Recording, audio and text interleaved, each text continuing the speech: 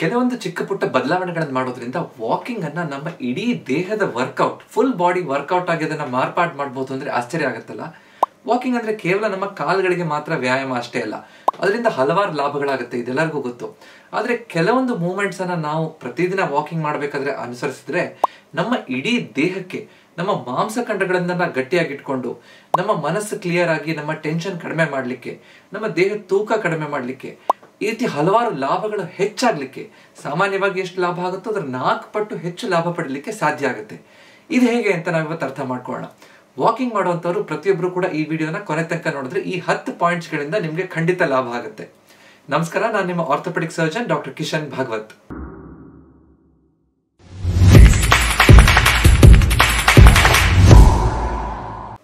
ಮೊದಲನೇದು, ಎತ್ತರ ಹೆಜ್ಜೆ ಹಾಕೊಂಡು ನಮ್ಮ ದೇಹದ ಕೋರ್ ಮಾಂಸಖಂಡಗಳನ್ನ ಗಟ್ಟಿ ಮಾಡುವಂತದ್ದು.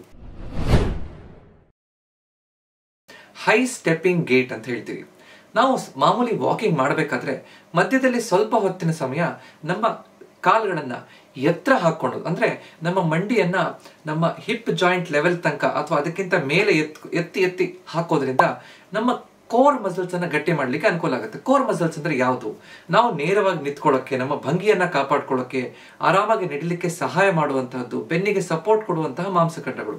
ಹೊಟ್ಟೆ ಎದುರುಗಡೆ ಇರುವಂತಹ ರೆಕ್ಟಸ್ ಅಬ್ಡಾಮಿನಸ್, ಟ್ರಾನ್ಸ್ವರ್ಸ್ ಅಬ್ಡಾಮಿನಸ್, ಪ್ಯಾರಾಸ್ಪೈನಲ್ ಮಸಲ್ಸ್, ನಮ್ಮ ದೇಹವನ್ನ ನೇರವಾಗಿ ಇಟ್ಕೊಳ್ಳಿಕ್ಕೆ ಅನುಕೂಲ ಮಾಡುವಂತಹ ಮಾಂಸಖಂಡಗಳು. ಇದನ್ನ ನಾವು ಈ ರೀತಿ ಎತ್ತರ ಹೆಜ್ಜೆ ಹಾಕೊಂಡು ನಡೆಯೋದ್ರಿಂದ ನಮ್ಮ ಕೆಳಗಡೆ ಭಾಗದ ಹೊಟ್ಟೆಯ ಮಾಂಸಖಂಡಗಳು ಆಬ್ ವರ್ಕೌಟ್ ಆಗುತ್ತೆ. ಅದರಿಂದ ನಮ್ಮ ದೇಹ ಭಂಗಿ ಚೆನ್ನಾಗಿ ಇಟ್ಕೊಳ್ಳಿಕ್ಕೆ ಅನುಕೂಲ ಆಗುತ್ತೆ. ಬೆನ್ನು ಸೊಂಟ ನೋವು ಇರೋರಿಗೆ ಕಡಿಮೆ ಆಗ್ಲಿಕ್ಕೆ ಅನುಕೂಲ ಆಗ್ತಾ ಬರುತ್ತೆ. ನಮ್ಮ ಕಾಲುಗಳಿಗೆ, ಹೊಟ್ಟೆ ಭಾಗದ ಮಾಂಸಖಂಡಗಳಿಗೆ ಶಕ್ತಿ ಹೆಚ್ಚಾಗ್ತಾ ಹೋಗುತ್ತೆ. ಮತ್ತು ಇದರಿಂದ ಹೆಚ್ಚು ಕ್ಯಾಲರಿಗಳು ಬರ್ನ್ ಆಗುತ್ತೆ. ಹೊಟ್ಟೆ ಬೊಜ್ಜನ್ನ ಕರಗಿಸ್ಲಿಕ್ಕೂ ಕೂಡ ಇದು ಅನುಕೂಲ ಆಗ್ತಾ ಹೋಗುತ್ತೆ. ನಾವು ನೇರವಾಗಿ ನಡಿಬೇಕಾದ್ರೆ ಮಾಮೂಲಿ ವಾಕಿಂಗ್ ಮಾಡ್ತಾ ಇದ್ದೀವಿ, ಮಧ್ಯದಲ್ಲಿ 1 ರಿಂದ 2 ನಿಮಿಷ ಈ ರೀತಿ ಎತ್ತರ ಹೆಜ್ಜೆ ಹಾಕೊಂಡು ಸ್ವಲ್ಪ ದೂರ ನಡೆಯೋದ್ರಿಂದ ನಮ್ಗೆ ಇದು ಅನುಕೂಲ ಆಗ್ತಾ ಹೋಗುತ್ತೆ. ಹೇಗ್ ಮಾಡೋದು?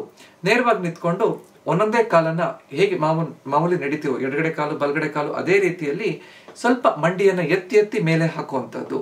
ಈ ರೀತಿ ಮಾಡ್ಬೇಕಾದ್ರೆ ನಮ್ಮ ಭಂಗಿ ನೇರವಾಗಿರ್ಬೇಕು. ಕೈಗಳನ್ನ ನಾವು 90 ಡಿಗ್ರೀಸ್ ಎಲ್ಬೋ ಜಾಯಿಂಟ್ ಅಲ್ಲಿ ಬೆಂಡ್ ಆಗಿರ್ಬೇಕು. ನಿಧಾನವಾಗಿ ಆರ್ಮ್ ಸ್ವಿಂಗ್ ಮಾಡ್ಕೊಂಡು ಈ ರೀತಿ ಮಾಡೋದ್ರಿಂದ ಈ ವ್ಯಾಯಾಮದಿಂದ ಅಥವಾ ಈ ಮಾಡಿಫಿಕೇಶನ್ ಇಂದ, ಈ ಮಾರ್ಪಾಡಿಂದ ನಮ್ಗೆ ಹೆಚ್ಚು ಲಾಭ ಆಗ್ತಾ ಬರುತ್ತೆ ಅಂತ ನಾವ್ ಹೇಳ್ಬೋದು. ಎರಡನೇದು, ಕೈಗಳನ್ನ ಬೀಸುವಂತದ್ದು, ಆರ್ಮ್ ಸ್ವಿಂಗ್ಸ್.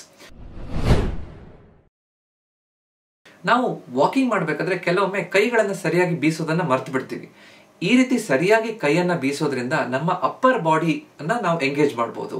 ಅಂದ್ರೆ ಹೊಟ್ಟೆಯ ಮೇಲ್ಭಾಗದ ಮಾಂಸಖಂಡಗಳು, ಹೊಟ್ಟೆ, ಎದೆ, ಭುಜ, ತೋಳಿನ ಮಾಂಸಖಂಡಗಳು, ಕುತ್ತಿಗೆ ಮಾಂಸಖಂಡಗಳು, ಇದನ್ನೆಲ್ಲ ಚೆನ್ನಾಗಿ ವ್ಯಾಯಾಮ ಮಾಡ್ಲಿಕ್ಕೆ ಸರಿಯಾಗಿ ನಾವು ಕೈ ಬೀಸೋದ್ರಿಂದ ಸಾಧ್ಯ ಆಗುತ್ತೆ. ಕೈಗಳನ್ನ ಬೀಸೋದು ಸರಿಯಾಗಿ ಕೋಆರ್ಡಿನೇಟೆಡ್ ಆಗಿ, ಫ್ರೀ ಆಗಿ ಸರಿಯಾಗಿ ಬೀಸೋದನ್ನ ಕಲ್ತ್ಕೋಬೇಕು. ಎಲ್ಬೋ ಜಾಯಿಂಟ್ ಅನ್ನ 90 ಡಿಗ್ರಿ ಬೆಂಡ್ ಮಾಡಿ ಇಟ್ಕೊಂಡು ಸರಿಯಾಗಿ ಭುಜದಲ್ಲಿ ನಾವು ಕರೆಕ್ಟ್ ಆಗಿ ಮೂವ್ಮೆಂಟ್ ಮಾಡೋದ್ರಿಂದ ನಮ್ಗೆ ಹೆಚ್ಚು ಅನುಕೂಲಗಳಾಗ್ತಾ ಹೋಗುತ್ತೆ. ಮಧ್ಯೆ ಮಧ್ಯೆ ವಾಕಿಂಗ್ ಮಾಡ್ಬೇಕಾದ್ರೆ ಸ್ವಲ್ಪ ದೂರದ ತನಕ 1 ರಿಂದ 2 ನಿಮಿಷ ನಾವು ಕೈಗಳನ್ನ ತಲೆ ಮೇಲೆ ಇಟ್ಕೊಂಡು ಕೈ ಮೇಲೆ ನಮಸ್ಕಾರ ಮಾಡುವಂತಹದ್ದು, ಅಥವಾ ತಲೆ ಮೇಲೆ ಚಪ್ಪಾಳೆ ತಟ್ಟುವಂತಹದ್ದು, ಮುಂದ್ಗಡೆ ಮತ್ತು ಹಿಂದ್ಗಡೆ ಚಪ್ಪಾಳೆ ತಟ್ಟುವಂತಹದ್ದು. ಈ ರೀತಿ ಕೈಗಳನ್ನ ಜಾಸ್ತಿ ಬೀಸೋದ್ರಿಂದನೂ ಕೂಡ ನಮ್ಮ ತೋಳುಗಳಿಗೆ, ಅಲ್ಲಿರುವಂತಹ ಬೈಸೆಪ್ಸ್, ಟ್ರೈಸೆಪ್ಸ್, ಎದೆ ಭಾಗದ ಮಾಂಸಖಂಡಗಳಿಗೆ ಹೆಚ್ಚು ವ್ಯಾಯಾಮ ಆಗುತ್ತೆ. ಅದರಲ್ಲಿ ಶಕ್ತಿ ತುಂಬಲಿಕ್ಕೆ ನಮ್ಗೆ ಅನುಕೂಲ ಆಗ್ತಾ ಹೋಗುತ್ತೆ. ಈ ರೀತಿ ಮಾಡೋದ್ರಿಂದ ನಮ್ಮ ದೇಹದ ಸಮತೋಲನ ಚೆನ್ನಾಗಿರುತ್ತೆ. ನಮ್ಮ ಕೈ ಮತ್ತು ಎದೆ ಭಾಗದ ಮಾಂಸಖಂಡಗಳಿಗೆ ಹೆಚ್ಚು ಆಕ್ಸಿಜನ್, ಆಮ್ಲಜನಕ ಅದಕ್ಕೆ ಸಪ್ಲೈ ಆಗ್ತಾ ಹೋಗುತ್ತೆ.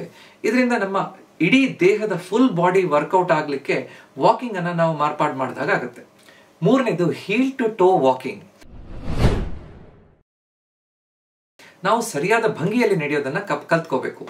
ಮೊದಲು ನಾವು ನಡಿಬೇಕಾದ್ರೆ ನಮ್ಮ ಪಾದ ಅಥವಾ ಹಿಮ್ಮಡಿ ನೆಲಕ್ಕೆ ತಾಗುತ್ತೆ. ಹಿಮ್ಮಡಿಯಲ್ಲಿ ಎಕ್ಸ್ಟ್ರಾ ಶಾಕ್ ಅಬ್ಸಾರ್ಬಿಂಗ್ ಎಫೆಕ್ಟ್, ಚರ್ಬಿ ತರ ಇರುತ್ತೆ, ಕುಶನ್ ತರ ಇರುತ್ತೆ. ಅವಾಗ ಹಿಮ್ಮಡಿಯನ್ನು ನಾವು ಕರೆಕ್ಟ್ ಆಗಿ ಊರೋದ್ರಿಂದ ಸರಿಯಾಗಿ ಆ ತರ ಕಾಪಾಡ್ಕೊಂಡ್ರೆ ನಮ್ಮ ಕೀಲ್ಗಳ ಮೇಲೆ, ಮುಖ್ಯವಾಗಿ ಮೊಣಕಾಲು, ಮಂಡಿ ಅಥವಾ ಸೊಂಟದ ಕೀಲಿನ ಮೇಲೆ ಹೆಚ್ಚು ಒತ್ತಡ ಬೀಳದೆ ಇರೋ ಹಾಗೆ, ಅಲ್ಲಿರುವಂತಹ ನೋವು ಹೆಚ್ಚಾಗದೇ ಇರೋ ರೀತಿಯಲ್ಲಿ ನೋಡ್ಕೊಳ್ಳಿಕ್ಕೆ ನಮ್ಗೆ ಅನುಕೂಲ ಆಗುತ್ತೆ. ಅದರ ಜೊತೆಗೆ ಹಿಮ್ಮಡಿ ನಂತರ ನಮ್ಮ ಇಡೀ ಪಾದವನ್ನ ನಾವು ನೆಲಕ್ಕೆ ಕೂರ್ತೀವಿ. ನಂತರ ನಮ್ಮ ಮುಂದ್ಗಡೆ ಇರುವಂತಹ ಬೆರಳುಗಳು, ಪಾದದಲ್ಲಿರುವಂತಹ ಬೆರಳುಗಳ ಮೇಲೆ ಟೋ ಆಫ್ ಅಂತ ಹೇಳ್ತೀವಿ, ಅಂದ್ರೆ ಬೆರಳುಗಳ ಮೇಲೆ ಒತ್ತಡ ಬಿದ್ದು ನಾವು ಮುಂದೆ ಹೋಗ್ತೀವಿ. ಸರಿಯಾದ ಗೇಟ್ ಸೈಕಲ್ ಅನ್ನ ನಾವು ಕರೆಕ್ಟ್ ಆಗಿ ಭಂಗಿಯಲ್ಲಿ ನಡೀತಿದೀವಾ ಅನ್ನೋದನ್ನ ಕಾಪಾಡ್ಕೋಬೇಕು. ಈ ರೀತಿ ಮಾಡೋದ್ರಿಂದ ನಮ್ಮ ದೇಹದ ಭಂಗಿ ಚೆನ್ನಾಗಿ ಇಟ್ಕೋಬಹುದು, ಸಮತೋಲನದಲ್ಲಿ ನಡೀಲಿಕ್ಕೆ ಅನುಕೂಲ ಆಗುತ್ತೆ. ಗ್ರೌಂಡಿಂಗ್, ಇದರಿಂದ ನಮ್ಗೆ ಹೆಚ್ಚು ಶಕ್ತಿ ಸಿಗ್ತಾ ಹೋಗುತ್ತೆ. ಅದರ ಜೊತೆಗೆ ಮಧ್ಯದಲ್ಲಿ ಕೆಲವೊಮ್ಮೆ ಟಿಪ್ ಟೋ ವಾಕಿಂಗ್ ಅಂತ ಹೇಳ್ತೀವಿ. ಅಂದ್ರೆ ಮುಂಗಾಲಿನ ಮೇಲೆ, ತುದಿಗಾಲಿನ ಮೇಲೆ ಸ್ವಲ್ಪ ದೂರ ನಡೆಯುವಂತಹದ್ದು, ಹಿಮ್ಮಡಿ ಮೇಲೆ ನಡೆಯುವಂತಹದ್ದು, ಈ ರೀತಿ ಹೀಲ್ ವಾಕಿಂಗ್, ಟಿಪ್ ಟೋ ವಾಕಿಂಗ್ ಈ ರೀತಿ ಮಾಡೋದ್ರಿಂದನೂ ಕೂಡ ನಮ್ಮ ಇಡೀ ಕಾಲಿನ ಕೆಲವೊಂದು ಮಾಂಸಖಂಡಗಳನ್ನು ಹೆಚ್ಚು ಗಟ್ಟಿ ಮಾಡ್ಕೊಳ್ಳಿಕ್ಕೆ, ಅದರಲ್ಲಿ ಶಕ್ತಿ ತುಂಬಲಿಕ್ಕೆ ಅನುಕೂಲ ಆಗ್ತಾ ಹೋಗುತ್ತೆ. ಆವಾಗ ಆ ಮಾಂಸಖಂಡಗಳು ನಮ್ಮ ಕೀಲ್ಗಳ ಮೇಲೆ ಇನ್ನಷ್ಟು ಒತ್ತಡವನ್ನು ಕಡಿಮೆ ಮಾಡಲಿಕ್ಕೆ, ಅದು ಗಟ್ಟಿ ಆಗ್ಲಿಕ್ಕೆ ಅನುಕೂಲ ಆಗ್ತಾ ಹೋಗುತ್ತೆ. 4ನೇದು ಸೈಡಿಗೆ ಮತ್ತು ಹಿಮ್ಮುಖವಾಗಿ ನಡೆಯುವಂತಹದ್ದು. ಸೈಡಿಗೆ ನಡೆಯೋದಂದ್ರೆ ಏನು? ನಾವು ನೇರವಾಗಿ ನಡೀತಾ ಹೋಗ್ತೀವಿ, ಆದ್ರೆ ಅವಾಗ ನಮ್ಮ ಕೆಲವೊಂದು ಮಾಂಸಖಂಡಗಳು ಮಾತ್ರ ಅದು ಕೆಲಸ ಮಾಡ್ತಾ ಇರುತ್ತೆ. ನಮ್ಮ ತೊಡೆಯ ಒಳಭಾಗದಲ್ಲಿ, ಹೊರಭಾಗದಲ್ಲಿ ಕೆಲವೊಂದು ಮಾಂಸಖಂಡಗಳು ಅದನ್ನ ನಾವು ಯೂಸ್ ಮಾಡ್ತಾ ಇರಲ್ಲ. ಸೈಡಿಗೆ ನಡೆಯೋದ್ರಿಂದ ಅಂದ್ರೆ ನಾವು ನೇರವಾಗಿ ನಿಂತ್ಕೊಂಡು ನಮ್ಮ ಭಂಗಿಯನ್ನು ಸರಿಯಾಗಿ ಇಟ್ಕೊಂಡು ಮಂಡಿಯನ್ನು ಸ್ವಲ್ಪ ಮಡಚಿ ಒಂದು 5 ಹೆಜ್ಜೆ ಬಲಗಡೆ ಕಡೆಗೆ ಹೋಗುವಂಥದ್ದು, ನಂತರ ಮತ್ತೆ 5 ಹೆಜ್ಜೆ ಎಡಗಡೆ ಹೋಗುವಂಥದ್ದು, ಈ ತರ 1 ರಿಂದ 2 ನಿಮಿಷ ಮಾಡೋದ್ರಿಂದ ನಮ್ಮ ತೊಡೆಯ ಹೊರಭಾಗ ಇರುವಂತಹ ಹಿಪ್ ಅಬ್ಡಕ್ಟರ್ ಮಸಲ್ಸ್, ಗ್ಲೂಟಿಯಸ್ ಮೀಡಿಯಸ್ ಮಿನಿಮಸ್ ಮಾಂಸಖಂಡಗಳು, ಈ ರೀತಿ ಮಾಂಸಖಂಡಗಳು ಮತ್ತು ಹಿಪ್ ಅಡ್ಡಕ್ಟರ್ ಮಸಲ್ಸ್, ತೊಡೆಯ ಒಳಭಾಗದ ಮಾಂಸಖಂಡಗಳು, ಅದನ್ನ ನಾವು ಗಟ್ಟಿಯಾಗಿ ಇಟ್ಕೊಂಡು ನಮ್ಮ ದೇಹದ ಸಮತೋಲನ ಕಾಪಾಡ್ಕೊಳ್ಳಿಕ್ಕೆ ಅನುಕೂಲ ಆಗುತ್ತೆ. ನಮ್ಮ ಮಾಂಸಖಂಡಗಳು ಗಟ್ಟಿಯಾಗಿರುತ್ತೆ. ಅದೇ ರೀತಿ ಬ್ಯಾಕ್ವರ್ಡ್ ವಾಕಿಂಗ್ ಈಗಿನ ಕಾಲದಲ್ಲಿ ಬಹಳಷ್ಟು ಈ ಹಿಮ್ಮುಖವಾಗಿ ನಡೆಯೋದ್ರಿಂದ ಅನುಕೂಲ ಆಗುತ್ತೆ. ಇದ್ರ ಬಗ್ಗೆ ಡೀಟೇಲ್ಡ್ ಆಗಿ ನಾನೊಂದು ವಿಡಿಯೋ ಮಾಡಿದ್ದೀನಿ. ಈ ಹಿಮ್ಮುಖವಾಗಿ ನಡೆಯೋದ್ರಿಂದ ನಮ್ಗೆ ಏನೇನು ಲಾಭಗಳಾಗುತ್ತೆ, ಹೇಗೆ ನಡಿಬೇಕು ಅಂತ, ಅದನ್ನ ಡೀಟೇಲ್ಸ್ಗೋಸ್ಕರ ನೋಡ್ಬೋದು. ಹಿಮ್ಮುಖವಾಗಿ ಒಂದು 10 ರಿಂದ 20 ಹೆಜ್ಜೆ ನಾವು ಸರಿಯಾಗಿ ನೇರವಾಗಿ ನಿಂತ್ಕೊಂಡು ಹಿಂದ್ಗಡೆ ಹೆಜ್ಜೆ ಇಟ್ಕೊಂಡು ಹೋಗೋದ್ರಿಂದ ನಮ್ಮ ಮುಖ್ಯವಾಗಿ ಹ್ಯಾಮ್ಸ್ಟ್ರಿಂಗ್ ಮತ್ತು ಗ್ಲೂಟಿಯಸ್, ನಮ್ಮ ಪೃಷ್ಠಭಾಗದ ಮಾಂಸಖಂಡ, ತೊಡೆ ಹಿಂಭಾಗದ ಮಾಂಸಖಂಡ ಗಟ್ಟಿಯಾಗೋದ್ರಿಂದ ನಮ್ಮ ಕೀಲುಗಳಿಗೆ ಒಳ್ಳೆಯದಾಗುತ್ತೆ, ನಮ್ಮ ದೇಹದ ಸಮತೋಲನ ಕಾಪಾಡ್ಕೊಳ್ಳಿಕ್ಕೆ ಅನುಕೂಲ ಆಗುತ್ತೆ. ಸೊ ಈ ರೀತಿ ನಾವು ಮಾಮೂಲಿ ನಡೆಯಕ್ಕೆ ಬೆಳಿಗ್ಗೆ ವಾಕಿಂಗ್ ಮಾಡಬೇಕಾದ್ರೆ ಮಧ್ಯೆ 1 ರಿಂದ 2 ನಿಮಿಷ, 3 ರಿಂದ 4 ನಿಮಿಷ ಈ ರೀತಿ ಮಾಡೋದ್ರಿಂದ ಅದು ಒಂದು ರೀತಿ ಚೇಂಜು ಆಗುತ್ತೆ, ನಮಗೆ ಲಾಭಗಳು ಕೂಡ ಆಗುತ್ತೆ. 5ನೇದು ಉಸಿರಾಟದ ಮೇಲೆ ಸರಿಯಾಗಿ ಗಮನ ಕೊಡುವಂಥದ್ದು. ಬ್ರೀದಿಂಗ್ ಟೆಕ್ನಿಕ್ ಅನ್ನ ಸರಿಯಾಗಿ ಅನುಸರಿಸಬೇಕು. ನಾವು ನಡಿಬೇಕಾದ್ರೆ ನಾವು ಹೇಗೆ ಉಸಿರಾಡ್ತಿದೀವಿ ಅನ್ನೋದ್ರ ಬಗ್ಗೆ ನಾವು ಗಮನ ಕೊಡೋದೇ ಇಲ್ಲ. ಅದನ್ನ ಸರಿಯಾಗಿ ಗಮನ ಕೊಡೋದ್ರಿಂದ ನಮ್ಮ ಶ್ವಾಸಕೋಶದ ಕೆಪಾಸಿಟಿ ಜಾಸ್ತಿ ಆಗ್ತಾ ಹೋಗುತ್ತೆ. ನಮ್ಮ ದೇಹದಲ್ಲಿ ಸ್ಟಾಮಿನಾ ಅಂದ್ರೆ ಶಕ್ತಿ ಹೆಚ್ಚು ಮಾಡ್ಕೊಳ್ಳಿಕ್ಕೆ ಅನುಕೂಲ ಆಗ್ತಾ ಹೋಗುತ್ತೆ. ಹೃದಯದ ಮೇಲೆ ಒಳ್ಳೆ ಪರಿಣಾಮ ಬೀಳುತ್ತೆ. ಅದರ ಜೊತೆಗೆ ನಮ್ಮ ಮನಸ್ಸನ್ನು ಕೂಡ ಅದು ಶಾಂತವಾಗಿಡ್ಲಿಕ್ಕೆ ಅನುಕೂಲ ಆಗ್ತಾ ಹೋಗುತ್ತೆ. ಹೇಗೆ ನಾವು ಇದ್ರ ಕಡೆ ಗಮನ ಕೊಡಬೇಕು? ನಿಧಾನವಾಗಿ ನಾವು ವಾಕಿಂಗ್ ಮಾಡಬೇಕಾದ್ರೆ, ಅಂದ್ರೆ ನಾವು ನಾರ್ಮಲ್ ಪೇಸಲ್ಲಿ ವಾಕಿಂಗ್ ಮಾಡಬೇಕಾದ್ರೆ ನಾವು ನಿಧಾನ ದೀರ್ಘವಾಗಿ ನಮ್ಮ ಮೂಗಿನ ಮುಖಾಂತರ ಉಸಿರನ್ನ ದೀರ್ಘವಾಗಿ ತಗೋಬೇಕು. 4 ಎಣಿಸೋ ತನಕ ಅಥವಾ 4 ಹೆಜ್ಜೆ ಇಡೋ ತನಕ ಅಂತ ನಾವು ಹೇಳ್ಬೋದು. 4 ಹೆಜ್ಜೆ ಇಡೋ ತನಕ ನಿಧಾನವಾಗಿ ಮೂಗಲ್ಲಿ ಉಸಿರು ತಗೊಳ್ಳೋದು, 2 ಹೆಜ್ಜೆ ಅಥವಾ 2 ಕೌಂಟ್ ಮಾಡೋ ತನಕ ಉಸಿರನ್ನ ಹಿಡಿದಿಟ್ಕೊಳ್ಳೋದು, 6 ಕೌಂಟ್ ಮಾಡೋ ತನಕ ನಿಧಾನವಾಗಿ ಬಾಯಿ ಮುಖಾಂತರ ಉಸಿರನ್ನ ಬಿಡುವಂತಹದ್ದು. ಉಸಿರು ತಗೋಬೇಕಾದ್ರೆ ನಮ್ಮ ಹೊಟ್ಟೆ ನಿಧಾನವಾಗಿ ಹೊಟ್ಟೆಯಲ್ಲಿ ಗಾಳಿ ತುಂಬಿಕೊಳ್ಳೋ ರೀತಿಯಲ್ಲಿ, ಅಂದ್ರೆ ಹೊಟ್ಟೆನ ನಾವು ಉಬ್ಬಿಸೋ ರೀತಿಯಲ್ಲಿ ನಾವು ನಿಧಾನವಾಗಿ ದೀರ್ಘವಾಗಿ ಉಸಿರು ತಗೋಬೇಕು. ಬಿಡಬೇಕಾದ್ರೆ ಹೊಟ್ಟೆ ಎಷ್ಟು ಖಾಲಿ ಅಥವಾ ಶ್ವಾಸಕೋಶ ಖಾಲಿ ಆಗೋ ರೀತಿಯಲ್ಲಿ ಆ ಭಾವನೆ ಬರಬೇಕು. 4, 2, 6 ಈ ರೇಟಲ್ಲಿ ಒಂದೇ ರಿದಮ್ ಅಲ್ಲಿ, ಅಂದ್ರೆ ಒಂದೇ ಲಯದಲ್ಲಿ ಕರೆಕ್ಟ್ ಆಗಿ ಈ ರೀತಿಯಾಗಿ ನಾವು ನಡೀತಾ ಉಸಿರಾಟದ ಬಗ್ಗೆ ಗಮನ ಕೊಟ್ಟಾಗ ನಮ್ಗೆ ಹೆಚ್ಚು ಲಾಭ ಸಿಗುತ್ತೆ. ಫಾಸ್ಟ್ ಆಗಿ ನಡಿಬೇಕಾದ್ರೆ 2-2 ಬ್ರೀದಿಂಗ್ ಅಂತ ಹೇಳ್ತೀವಿ. 2 ಹೆಜ್ಜೆ ಇಡ್ಬೇಕಾದ್ರೆ ಉಸಿರು ತಗೊಳ್ಳೋದು, 2 ಹೆಜ್ಜೆ ಇಡ್ಬೇಕಾದ್ರೆ ಉಸಿರು ಬಿಡೋದು, ಉಸಿರು ತಗೋಬೇಕಾದ್ರೆ ಮೂಗಿನ ಮುಖಾಂತರ, ಉಸಿರು ಬಿಡಬೇಕಾದ್ರೆ ಬಾಯಿ ಮುಖಾಂತರ. ಇದನ್ನ ನಾವು ಅನುಸರಿಸಿದ್ರೆ ನಮ್ಗೆ ಹಲವಾರು ಲಾಭಗಳು ಆಗ್ತಾ ಹೋಗುತ್ತೆ. 6ನೇದು ಪವರ್ ವಾಕಿಂಗ್, ಅಂದ್ರೆ ಮಧ್ಯ ಸ್ವಲ್ಪ ಫಾಸ್ಟ್ ಆಗಿ ನಡೆಯೋದು ಮತ್ತೆ ನಾರ್ಮಲ್ ಸ್ಪೀಡ್ ಅಲ್ಲಿ ನಡೆಯೋದು. ಈ ರೀತಿ ಮಧ್ಯ ಫಾಸ್ಟ್ ಆಗಿ ನಡೆದಾಗ ನಮ್ಮ ದೇಹವನ್ನ ನಾವು ಚಾಲೆಂಜ್ ಮಾಡಿದಾಗ ಆಗುತ್ತೆ. ಅಂದ್ರೆ ನಾವು ನಾರ್ಮಲ್ ಪೇಸ್ ಅಲ್ಲಿ ಎಷ್ಟು ನಾವು ಮಾಮೂಲಿ ನಡೀತೀವೋ ಆ ರೀತಿ ನಡೀತಾ ಇರೋದು, ಮಧ್ಯದಲ್ಲಿ 1 ರಿಂದ 2 ನಿಮಿಷ ತನಕ ಸ್ವಲ್ಪ ಫಾಸ್ಟ್ ಆಗಿ ನಡೀತಾ ಹೋಗ್ಬೇಕು. ಎಷ್ಟು ಫಾಸ್ಟ್ ಆಗುತ್ತೋ ನಮ್ಮ ದೇಹ ಎಷ್ಟು ತಡ್ಕೊಳ್ಳುತ್ತೋ ಅಷ್ಟು ಫಾಸ್ಟ್ ಆಗಿ ನಡೀತಾ ಹೋಗ್ಬೇಕು. ಆದ್ರೆ ತುಂಬಾ ಫಾಸ್ಟ್ ಅಲ್ಲ, ಉಸಿರು ಕಟ್ಟೋಷ್ಟು ಫಾಸ್ಟ್ ಅಲ್ಲ, ಮಧ್ಯದಲ್ಲಿ ಮಾತಾಡಕ್ ಆಗುವಷ್ಟು ಫಾಸ್ಟ್ ಆಗಿ ನಡಿಬೇಕು. 1 ರಿಂದ 2 ನಿಮಿಷ ಈ ತರ ಫಾಸ್ಟ್ ನಡೆದ ನಂತರ 2 ರಿಂದ 3 ನಿಮಿಷ ಮತ್ತೆ ನಾರ್ಮಲ್ ಪೇಸ್ ಅಲ್ಲಿ ನಡೆಯೋದು. ಅವಾಗ ದೇಹ ಮತ್ತೆ ಚೇತರಿಕೆ ಆಗುತ್ತೆ. ಮತ್ತೆ 1 ರಿಂದ 2 ನಿಮಿಷ ಫಾಸ್ಟ್ ಆಗಿ ನಡೆಯೋದು. ಈ ತರ 15 ನಿಮಿಷ ತನಕ ಮಾಡೋದ್ರಿಂದ ನಮ್ಮ ದೇಹದಲ್ಲಿ, ನಮ್ಮ ಹೃದಯಕ್ಕೆ ಇದು ಬಹಳ ಚೆನ್ನಾಗಿ ಚಾಲೆಂಜ್ ಮಾಡುತ್ತೆ. ನಮ್ಮ ಹೃದಯದ ಆರೋಗ್ಯ ಚೆನ್ನಾಗಿ ಕಾಪಾಡ್ಕೊಳ್ಳಿಕ್ಕೆ ಅನುಕೂಲ ಆಗುತ್ತೆ. ನಮ್ಮ ದೇಹದಲ್ಲಿ ಹೆಚ್ಚು ಬೊಜ್ಜು ಕರಗಿಸ್ಲಿಕ್ಕೆ ಅನುಕೂಲ ಆಗುತ್ತೆ. ದೇಹದ ಮೆಟಬಾಲಿಸಮ್ ಅನ್ನ ಚೆನ್ನಾಗಿ ಇಟ್ಕೊಳ್ಳುತ್ತೆ. ಈ ರೀತಿ ಹಲವಾರು ಲಾಭಗಳು ಈ ರೀತಿ ಪವರ್ ವಾಕಿಂಗ್ ಇಂದ ಆಗುತ್ತೆ. 7ನೇದು ನಡಿಬೇಕಾದ್ರೆ ಮಧ್ಯ ಬ್ಯಾಲೆನ್ಸ್ ವ್ಯಾಯಾಮಗಳನ್ನ, ಅಂದ್ರೆ ಸಮತೋಲನ ಕಾಪಾಡಿಕೊಳ್ಳುವಂತಹ ವ್ಯಾಯಾಮಗಳನ್ನ ನಾವು ಮಧ್ಯೆ ಸೇರಿಸಬೇಕು. ಅಂದ್ರೆ ಸ್ವಲ್ಪ ದೂರ ವಾಕಿಂಗ್ ಮಾಡಿರ್ತೀವಿ, ಮಧ್ಯದಲ್ಲಿ ಎಲ್ಲ ಒಂದ್ ಕಡೆ ಸ್ವಲ್ಪ ನಿಂತ್ಕೊಂಡು ಒಂದ್ ಕಾಲ್ ಮೇಲೆ ನಿಂತ್ಕೊಳ್ಳೋಕೆ 3 ರಿಂದ 4 ಸೆಕೆಂಡ್ ಒಂದ್ ಕಾಲ್ ಮೇಲೆ ನಿಂತ್ಕೊಳ್ಳೋಕೆ ನಾವು ಪ್ರಯತ್ನ ಮಾಡಬೇಕು. ಅವಾಗ ದೇಹದ ಪ್ರೋಪ್ರಿಯೋಸೆಪ್ಷನ್, ಅಂದ್ರೆ ನಮ್ಮ ದೇಹದ ಸಮತೋಲನ ಕಾಪಾಡುತ್ತೆ, ಬೀಳುವಂತ ಸಾಧ್ಯತೆ ಕಡಿಮೆ ಆಗ್ತಾ ಬರುತ್ತೆ. ಆ ರೀತಿ ಮಾಡೋಕ್ಕೆ ಸುಲಭವಾಗಿ ಆಗ್ತಾ ಇದೆ. ಒಂದು ಕಾಲ ಮೇಲೆ ನಿಂತ್ಕೊಳ್ಳೋದು 3-4 ಸೆಕೆಂಡು, ನಂತರ ವಾಪಸ್ ಇನ್ನೊಂದು ಕಾಲ ಮೇಲೆ ನಿಂತ್ಕೊಳ್ಳೋದು.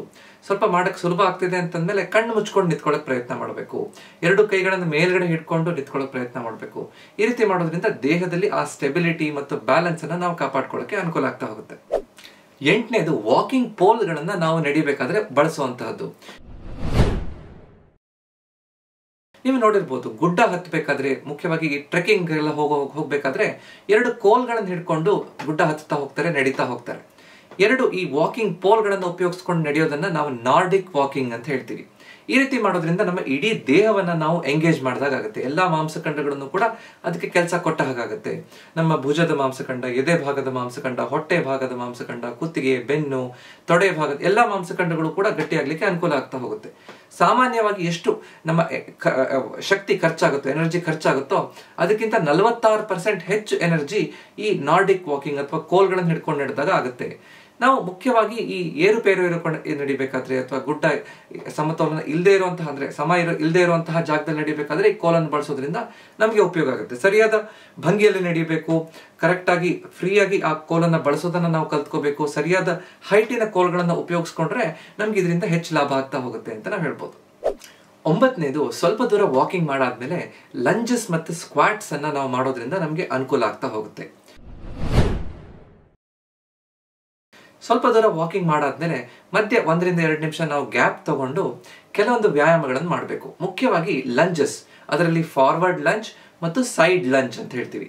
ಸರಿಯಾದ ಭಂಗಿಯಲ್ಲಿ ಈ ವ್ಯಾಯಾಮಗಳನ್ನು ಮಾಡೋದನ್ನ ನಾವು ಕಲ್ತ್ಕೋಬೇಕು. ಫಾರ್ವರ್ಡ್ ಲಂಜ್ ಒಂದು 7-8 ಫಾರ್ವರ್ಡ್ ಲಂಜ್, 7-8 ಸೈಡ್ ಲಂಜ್. ಈ ರೀತಿ ಮಾಡೋದ್ರಿಂದ ನಮ್ಮ ಎಲ್ಲಾ ಮಾಂಸಖಂಡಗಳಿಗೂ ನಾವು ಶಕ್ತಿ ತುಂಬಿದ ಹಾಗಾಗುತ್ತೆ. ಬಾಡಿ ವೇಟ್ ಎಕ್ಸರ್ಸೈಸ್ ಅಂತ ಹೇಳ್ತೀವಿ ಇದನ್ನ. ಅಂದ್ರೆ ನಾವು ಬೇರೆ ವೇಟ್ಸ್ ಗಳನ್ನ ಉಪಯೋಗಿಸದೆ ನಮ್ಮ ಮಾಂಸಖಂಡಗಳನ್ನ ಗಟ್ಟಿ ಮಾಡಿಕೊಂಡು ನಮ್ಮ ದೇಹವನ್ನ ಸರಿಯಾಗಿ ಇಟ್ಕೊಳ್ಳಿಕ್ಕೆ, ಶಕ್ತಿಯುತವಾಗಿ ಇಟ್ಕೊಳ್ಳಿಕ್ಕೆ ಅನುಕೂಲ ಆಗ್ತಾ ಹೋಗುತ್ತೆ. ಅದೇ ರೀತಿ ಸ್ಕ್ವಾಟ್ಸ್ ಅನ್ನು ಕೂಡ ಮಾಡ್ಬೋದು. ಒಂದು 8-10 ಸ್ಕ್ವಾಟ್ಸ್ ಮಾಡಿಕೊಂಡು 1-2 ನಿಮಿಷ ಗ್ಯಾಪ್ ಕೊಟ್ಟು ನಂತರ ಮತ್ತೆ ವಾಪಸ್ ವಾಕಿಂಗ್ ಅನ್ನ ಕಂಟಿನ್ಯೂ ಮಾಡುವಂಥದ್ದು. ಈ ರೀತಿ ಮಾಡಿದಾಗ ವೆರೈಟಿನೂ ಇರುತ್ತೆ, ಜೊತೆಗೆ ನಮ್ಮ ದೇಹಕ್ಕೆ, ಇಡೀ ದೇಹಕ್ಕೆ ಅನುಕೂಲ ಆಗ್ತಾ ಹೋಗುತ್ತೆ.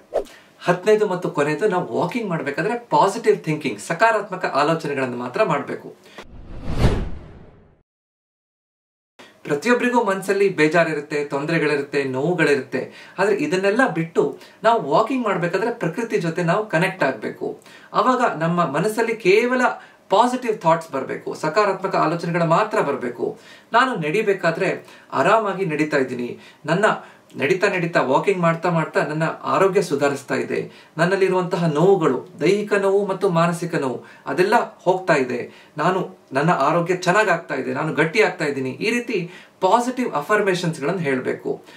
ಅದನ್ನ ಮಾತ್ರ ಪದೇ ಹೇಳ್ತಾ ಇದ್ರೆ, ಮಂತ್ರ ಹೇಳ್ದಂಗೆ ಇದನ್ನ ಮಾತ್ರ ಹೇಳ್ತಾ ಇದ್ರೆ ಬಹಳ ಚೆನ್ನಾಗಿ ನಮ್ಮ ಮನಸ್ಸು ಮತ್ತು ನಾವು ಭಾವನಾತ್ಮಕವಾಗಿ ನಾವು ಗಟ್ಟಿಯಾಗ್ಲಿಕ್ಕೆ ಅನುಕೂಲ ಆಗ್ತಾ ಹೋಗುತ್ತೆ.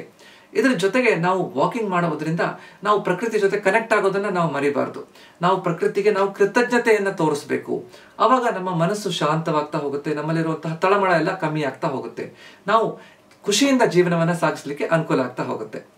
ಇವತ್ತು ನಾವು 10 ಸುಲಭವಾದ ಟಿಪ್ಸ್ಗಳಿಂದ ಹೇಗೆ ನಮ್ಮ ಈ ವಾಕಿಂಗ್ ಅನ್ನ ನಾವು ತುಂಬಾ ಚೆನ್ನಾಗಿ ಫುಲ್ ಬಾಡಿ ವರ್ಕೌಟ್, ನಮ್ಮ ಮನಸ್ಸಿಗೆ ದೇಹಕ್ಕೆ ಹೇಗೆ ಉಪಯುಕ್ತವಾಗಿ ಮಾಡಲಿಕ್ಕೆ ಸಾಧ್ಯ, ಹೇಗೆ 4 ಪಟ್ಟು ಹೆಚ್ಚು ಲಾಭಗಳನ್ನು ಪಡೆಯಲಿಕ್ಕೆ ಸಾಧ್ಯ ಅಂತ ನೋಡ್ಕೊಂಡಿದ್ದೀವಿ.